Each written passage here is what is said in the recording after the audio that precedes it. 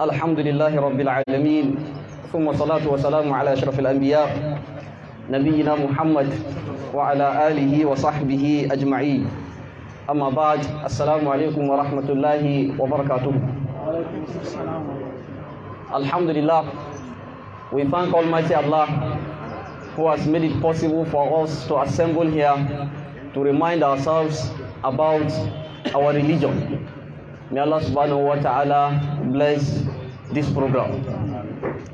I also want to appreciate our scholars who have talked a lot about the importance of knowledge. The importance of knowledge cannot be overemphasized. Ordinarily, I would have wished that we should just digest all that they have said and not to add anything on it again. They have said enough.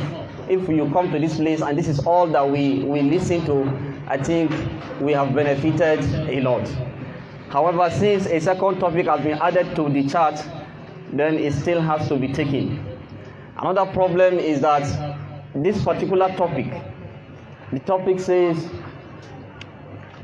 an ideal husband and wife in Islam, corresponding rights of the parties.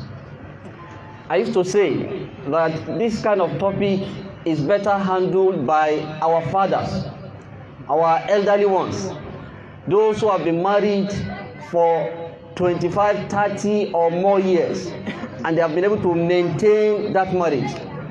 Not small boys like us who have been married for just few years and we are still struggling in it. You understand? You know, issues of marriage, it's not about what you read in the book. Experience matters a lot. You understand? Me that I'm talking, I can read all the books, I come and be quoting hadith, come and be quoting Quran, and the next moment you hear that I've divorced my wife. Yes. And this man has been with his wife for 30 years. Does it mean he's not facing that problem that I'm facing in my marriage? He's facing it, but he has been able to manage it. Isn't it? So we need to listen to them more so that we can benefit from their experiences. We can learn from their wisdom.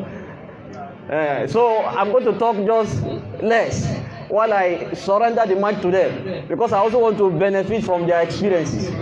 Yes.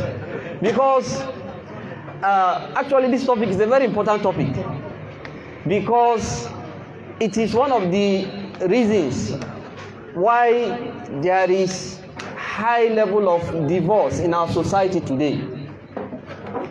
In recent times, the level of divorce has increased at an alarming rate. Recently, I met a lawyer, and the lawyer said to me, he said, "Madam, gaskiya kamata fa ku dinga wazi." Nace to ai muna yi. I said, "What happened?"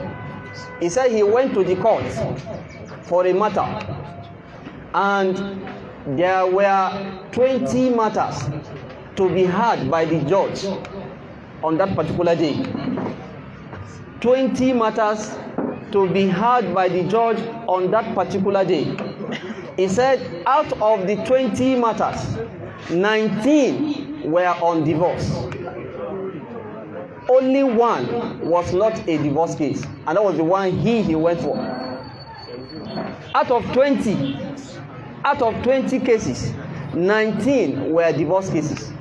And from the names of the parties to the cases, you can deduce that majority of them were Muslims. So the rate of divorce in our community today is alarming. Many marriages are breaking down, and we need to address this matter. Ordinarily, if the organizers of this program had contacted me before fixing this topic, I would have said they should change the topic to causes of divorce in our communities.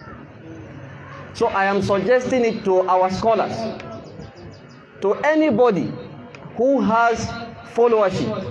We need to rub minds on this matter. We need to arrest the situation, because it has a lot of negative consequences on our children, on our society. It contributes to the insecurity that we are talking about. Yes. Most of these children that go into all kinds of crime, Most of these children that are constituting insecurity to our society, to our lives, most of them are products of broken families. And so, in our mosques, in our programs, we need to rub minds with one another. What is causing this problem? And how can we arrest the situation? Yes. Because, like I said, one of the problems, just one, there are many, but one is the fact that husbands and wives are not fulfilling their obligations to one another. It's either they are not fulfilling their obligations to one another, or they are over demanding for their rights from one another. You know, the rights of the husband upon the wife are the obligations of the wife to the husband, and the rights of the wife upon the husband are the obligations of the husband to the wife. So it is corresponding. But both parties must fulfill these obligations to the best of their ability, and at the same time be considerate in demanding for their rights from one another. And that is where the importance of those important elements that Allah subhanahu wa ta'ala mentioned in the Quran come into play.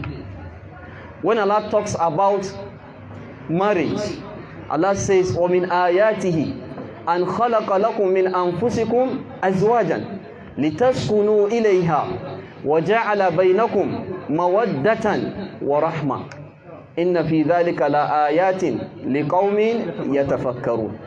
Allah says, among His signs is that He has created for you from yourselves wives, لِتَسْكُنُوا إِلَيْهَا, so that you find tranquility in her.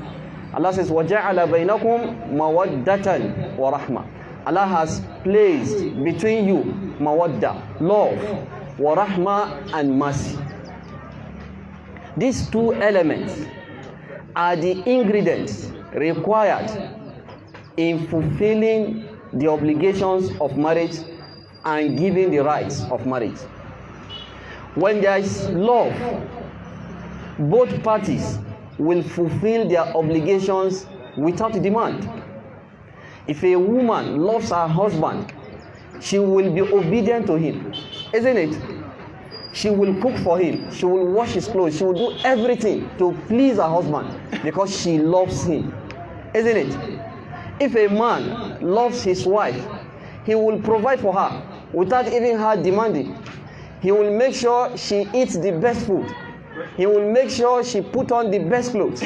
He will make sure she drives the best car, so long as he has the ability. He will do anything for her because he loves her.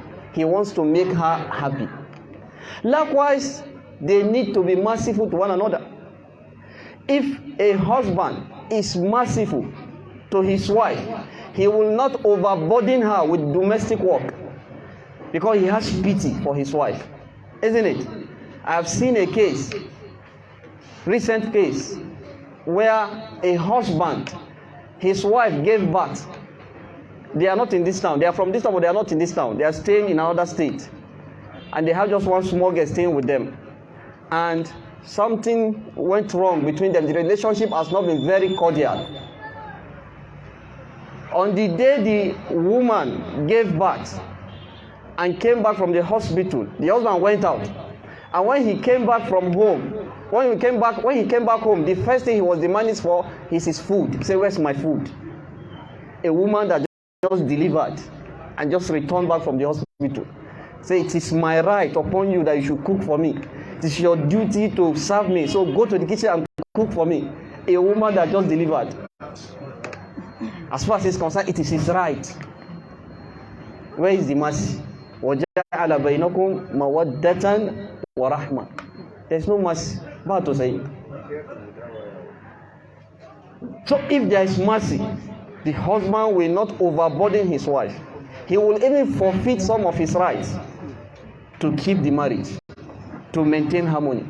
Likewise, the wife, if there is mercy, she will not over-demand from her husband, isn't it? She will be patient. She will bear with the little that he is able to provide. So these two ingredients are very, very vital when we talk about rights and obligations of husband and wives. Husband and wives need to know that this issue of rights, it is not a legal battle. All right? So you should not just be thinking about it is my right that she must do this. Or she should say it is my right that he must do this. No, okay, they are not into war. Okay, so they must temper justice with mercy. Yes, as much as we agree that it is your right that your partner should do this for you, you should also be considerate in demanding that right. So the rights of husband and wives are things that we all know, but I will remind us of very few. Like I said, I intend to talk for just few minutes so that we can listen to our elders. Let them share with us what is that secret. How have they been able to maintain their marriage for 30 years? So that we that were coming behind will also follow their path. I will pray that Allah subhanahu wa ta'ala will help us succeed. We begin with the rights of the wife upon her husband. A wife has rights over her husband, and her rights can be divided into two. There are financial rights and there are non-financial rights. The financial rights are, number one, she is entitled to her dowry. Yes, it is her right that before you marry her, before you take her to your house, you must give her her dowry. Allah says in the Quran, وَآتُوا النِّسَاءَ صَدُقَاتِهِنَّ نِحْلًا. Allah said, give to the women, all right, their dowry. All right, give it to them with good heart. So it is her right. And that's why the practice that we find in some communities or in some families where the lady is denied of her dowry by her parents is wrong. Or when a woman is married out to her husband and the father will say, I have given her out as sadaqah, all right, that you don't need to pay any dowry. This is wrong. She should be given her dowry no matter what. You know, sometimes I came to discover that those of our people who were giving out their daughters free, without any mahar, without any dowry, they thought they were actually carrying out the instruction in another hadith of the Prophet, which they misunderstood. When Allah says, when the Prophet says, إِذَا مَاتَ ابْنَ آدَمْ إِنْقَطَعَ عَمْلُهُ إِلَّا مِنْ ثَلَاثٍ. When a person dies, his deeds will be cut off except three. And the first thing that the Prophet mentioned there is what? Sadaqatu Jariyah. And they interpreted Jariyah here to mean a young lady. Yes, because the word Jariyah in Arabic language can actually mean a young lady. You know, the word Jariyah has so many meanings in Arabic language. Okay, if you are reading the Quran, you'll be coming across this word Jariyah, and it takes different meaning. When you read, for example, in Surah Al-Ghashiyah, when Allah says, Fiha Ainun Jariyah, it is not the same interpretation as when you go to Surah Al-Rahman, when Allah says, Walahul Jawar Al-Munsha'at. Jawar there is also the plural of Jariyah, but it's not the same interpretation as the one in Surah Al-Ghashiyah. Do you understand? Likewise, this one here in this hadith, Sadaqatun Jariyah, is still the word Jariyah, but it takes a different interpretation. So when our people began to misinterpret this hadith, and they said, what you need to do that will fetch you reward after your death is to give out Sadaqatun Jariyah, meaning give out a young girl as Sadaqah. And that was how that practice evolved. Whereas Sadaqatun Jariyah means you should give out a Sadaqah whose benefit will continue to last even after your death, so that the reward will continue to come to you in your grave. So what I'm trying to say is that it is their right that they should be giving their dowry. Okay? And they have the right to demand for any amount. There's no limit to it. Okay? It can be 1 billion. Yes, she can say my dowry is 1 billion, for example. only that she may not necessarily find a husband that will ready to pay. So pay 1 billion.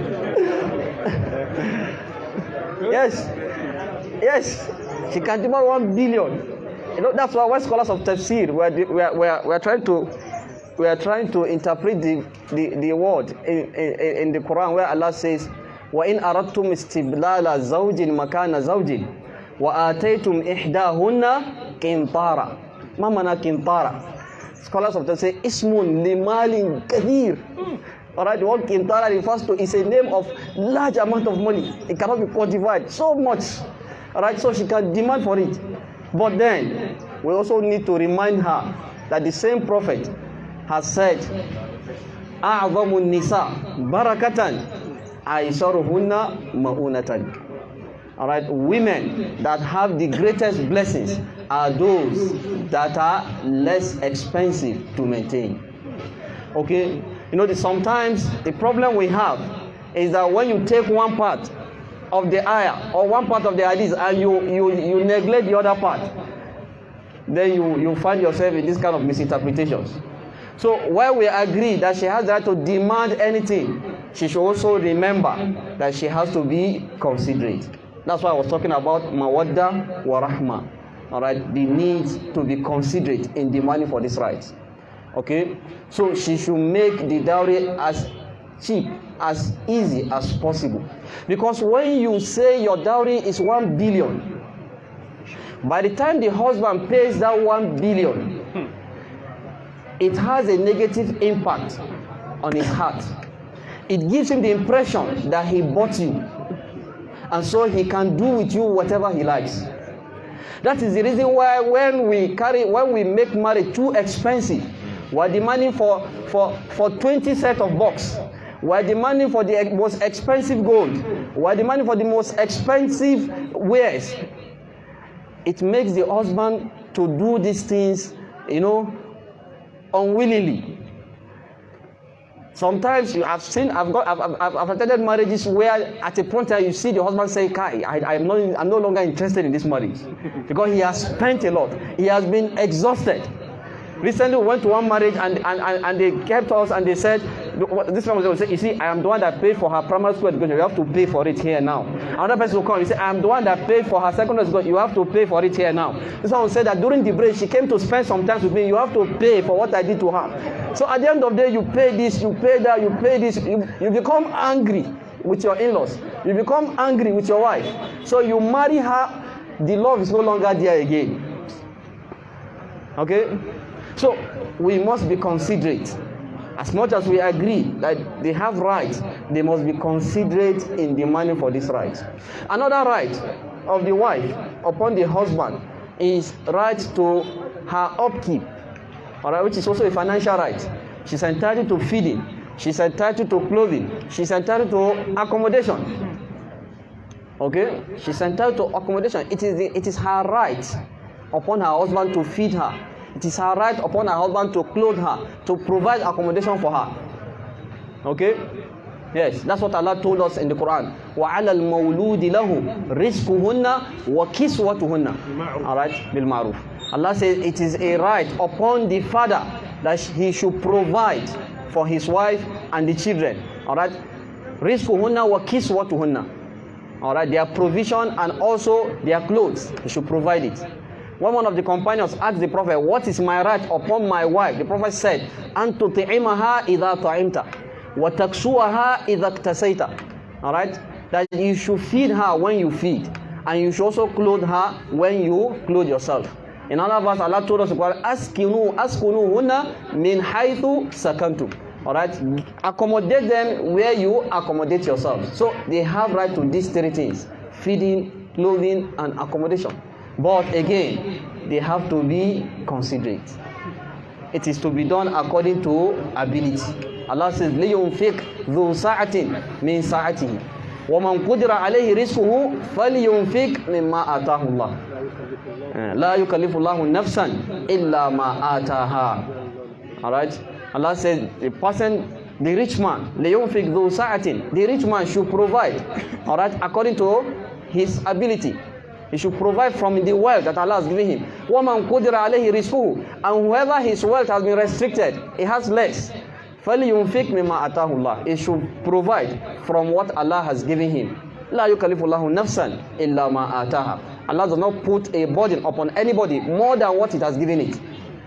Okay? So you cannot be a local government staff in Lokoja now, and your wife say, I want to live in Maitama in Abuja. What's it, Yuba? Alright? Where is it going to get that kind of money? What's it, Yuba? Do you get it? So we have to be considerate. And if she's patient, okay, Allah will provide for them. Even if they suffer some difficulties at the moment, later Allah will provide. Because in that same verse, when Allah says, La yukallifu Allahu nafsan illa ma ataha, He concluded the verse by saying what? Sayaj'alu Allahu ba'da usrin yusra. Allah will make ease after difficulty. Inshallah, Allah will make it. Okay? So these are some of the financial rights of a wife upon her husband. The non-financial rights include she has a right that you should treat her with kindness. Alright? Allah says, وَعَاشِرُهُنَّ بِالْمَعْرُوفِ. Live with them according to reasonable standards. Live with them honorably.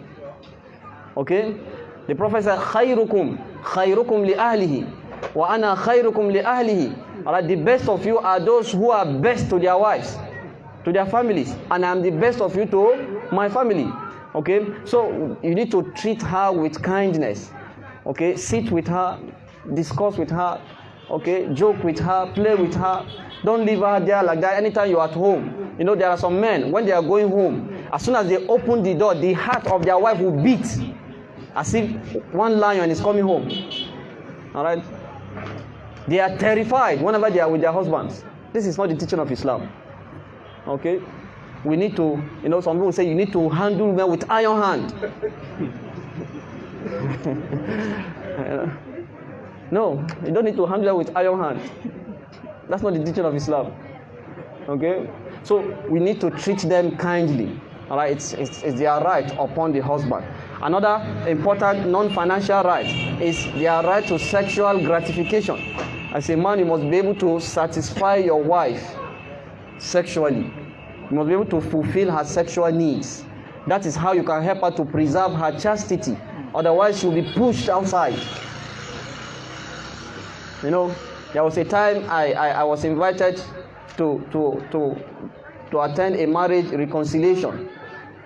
And it so happened that the husband of the woman in that marriage underwent some operations.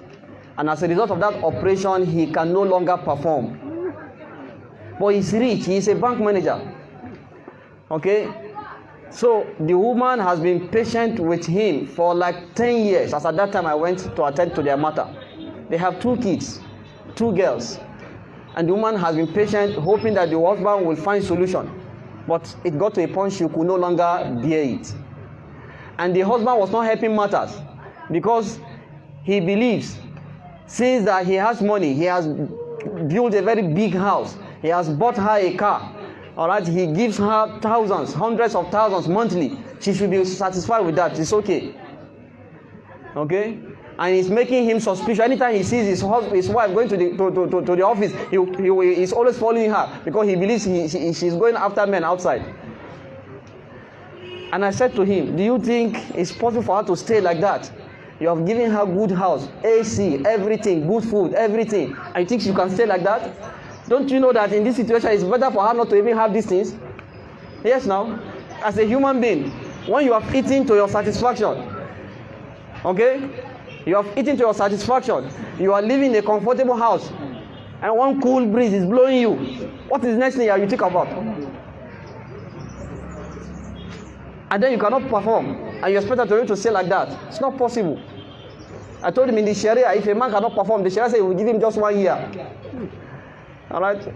Just 1 year. He should look for solution. If he cannot look for solution, then the woman has the right to leave that marriage. So, as a man, we must not neglect this duty. Okay? A man must, it is the right of the wife upon her husband that he should satisfy her. He should be able to gratify her sexual needs. Like I said, I don't want to talk much, so I'll leave it at that. Let me go to the side of the men.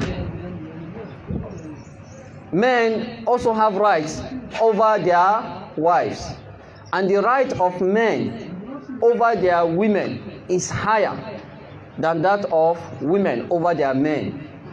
Okay, because Allah categorically told us in the Quran, وَلِلْرِجَالِ عَلَيْهِنَّ دَرَجَةً. Alright, men have a rank higher than their women. They have a rank higher over their women. So if a woman is going into marriage with this idea of gender equality, that is the beginning of her problem. That is the beginning of her failure. Okay, this is a Western concept that there is gender equality. No, this is wrong. Because there cannot be two captains on a ship. Somebody has to be in charge. Okay, so men have a higher right over their women. And the most important of this right is right to obedience. Okay, a wife must be obedient to her husband. She must lawfully obey her husband, so long as he does not command her to go against Allah. She must obey him. Okay, Allah says in the Quran, الرجال قوامون على النساء بما فضل الله بعضهم على بعض وبما أنفقوا من أموالهم. Allah says فالصالحات قانتات. Allah says men are the maintainers and protectors of women. بما فضل الله بعضهم على بعض, because Allah has made one party to excel the other party. Allah has made the men to excel the women. Allah says وَبِمَا أَنْفَقُوا مِنْ أَمْوَالِهِمْ, and also because these men spend from their wealth for their wives. Therefore, for salihat qanitat. So righteous women are what? Obedient. Qanitat. They are obedient. Okay? But at the same time, you know, when you quote these verses, this particular verse for men, men are happy because Allah has said that women must be obedient. But they should not forget that this right to obedience that you have as a man is by virtue of two things, which Allah mentioned in that same verse. Allah says, بِمَا فَضَّلَ اللَّهُ بَعْضَهُمْ عَلَى بَعْضٍ, because Allah has made you to excel her. Allah has actually given you preference over her. So the source of that right is ordinance. Allah has ordained it to be so. But secondly, Allah says, وَبِمَا أَنْفَقُوا مِنْ أَمْوَالِهِمْ, because you spend from your wealth. So if you don't spend for your wife, you cannot demand obedience. Do you understand? You cannot leave your wife. You are not spending for her, and you expect her to be obedient to you. When you spend for her, you don't need to tell her to be obedient. She too should be obedient. You know, somebody is to say that one important power that you need to be able to control a woman is economic power. Yes, if you are the one that feeds her, you are the one that is catering for her bills, she will not want to lose you. Yes, but if you become meeting Hajia, you sit down at home, you send your wife to the market to go and trade. Okay? And then it is when she comes back from whatever she's able to gather, she come and cook for you and you eat. Then you come and say, I'm your husband, you must obey me. And that's where you work. That's where you work. It's not possible. She's the one feeding you. She's the man now. You are no longer the man. Okay? So you must be able to spend for your wife before you can demand that obedience. وَبِمَا أَنْفَقُوا مِنْ أَمْوَالِهِمْ. Yes. Okay, so a man has the right to obedience. Okay, Allah says, فَالصَّالِحَاتُ قَانِتَاتُ حَافِظَاتُ لِلْغَيْبِ بِمَا حَفِظَ اللَّهُ. Alright, righteous women are obedient to their wives, and they preserve, in the absence of the husband, what Allah will have them to preserve. Meaning they preserve their chastity, and they preserve the property of the man in his absence, and they preserve his children as well. Okay, so that is very, very important. Another important right of the husband over the wife is that she must also be ready to satisfy his sexual needs. Okay, she must also be ready to gratify his sexual need. It is a corresponding right. Okay? The Prophet said, if a man invites his wife to his bed and she refuses for no reason, that she and the man sleeps in anger, all right, that woman will continue to be under the curse of the angels till the following morning. Okay? So women must be ready to fulfill the sexual needs of their husband. Unfortunately, today many women see it as an important tool to deal with their husbands. So they deny their husband. And at the same time, they say their husband cannot marry a second wife. So you deny her. You deny him yourself. And you say you should not marry a second wife. So what are you asking your husband to do? To go after prostitute? Or what? So both parties must pay attention to this important matter. It's very, very important, because sometimes you will sit down in some reconciliatory meetings between a husband and wife. You can spend 5 hours without actually touching the main problem. Do you know that? It has happened to me before like that. That's why I keep on saying, whenever they say they come and do sulu now, I say let's just go and invite one elderly person.